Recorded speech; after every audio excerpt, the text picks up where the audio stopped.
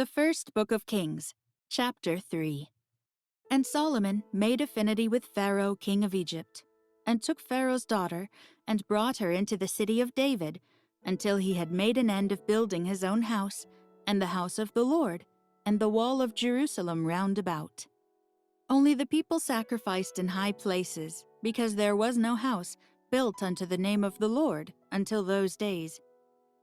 And Solomon loved the Lord, walking in the statutes of David his father. Only he sacrificed and burnt incense in high places. And the king went to Gibeon to sacrifice there, for that was the great high place. 1,000 burnt offerings did Solomon offer upon that altar. In Gibeon the Lord appeared to Solomon in a dream by night, and God said, "Ask what I shall give thee." And Solomon said, "Thou hast showed unto thy servant David my father great mercy, according as he walked before thee in truth, and in righteousness, and in uprightness of heart with thee. And thou hast kept for him this great kindness, that thou hast given him a son, to sit on his throne, as it is this day. And now, O Lord my God, thou hast made thy servant king instead of David my father. And I am but a little child. I know not how to go out or come in. And thy servant is in the midst of thy people, which thou hast chosen, a great people, that cannot be numbered nor counted for multitude. Give therefore thy servant an understanding heart to judge thy people, that I may discern between good and bad.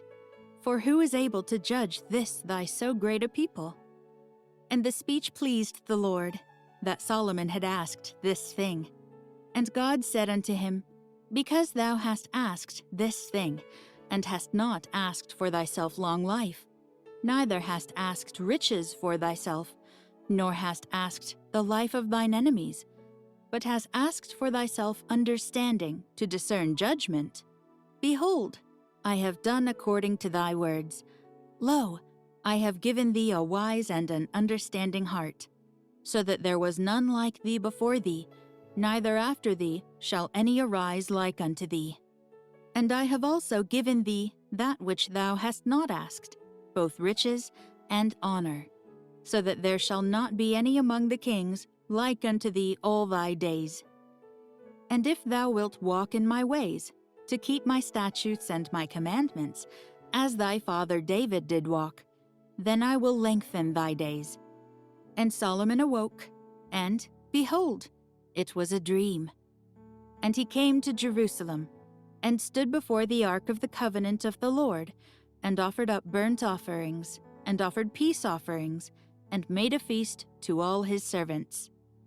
Then came there 2 women, that were harlots, unto the king, and stood before him.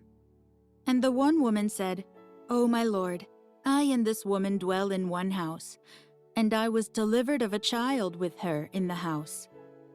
And it came to pass the 3rd day after that I was delivered, that this woman was delivered also, and we were together.